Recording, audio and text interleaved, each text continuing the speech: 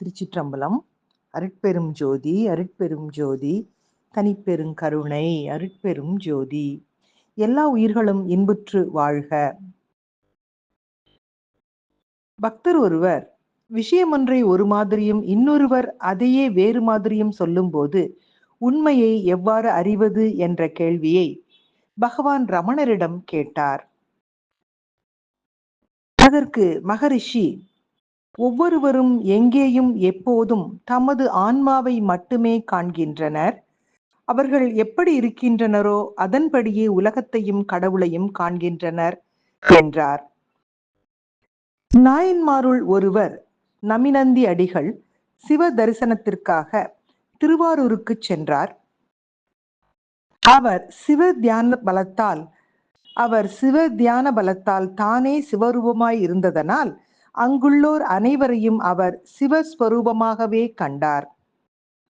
மேலும் மகாபாரதத்தில் ஒருமுறை பழங்காலத்து பண்புகளுக்கு ஏற்ப பரீட்சை ஒன்றை துரோணர் ராஜகுமாரர்களிடையே நடத்தினார்.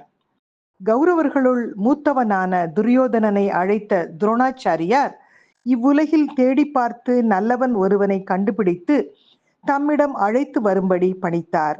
அதே முறையில் பாண்டவ சகோதரர்களுள் மூத்தவனாகிய யுதிஷ்டனையும் அழைத்து இவ்வுலகில் தேடி பார்த்து கெட்டவன் ஒருவனை கண்டுபிடித்து அழைத்து வரும்படி உத்தரவு பிறப்பித்தார்.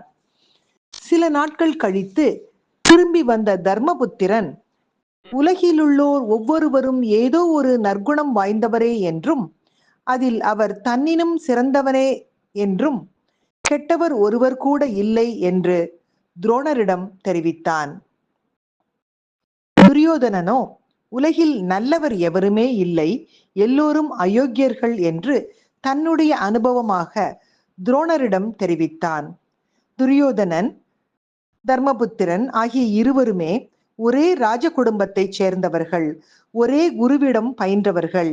இருவரும் ஒரே உலகத்தில் தேடி பார்த்தார்கள்.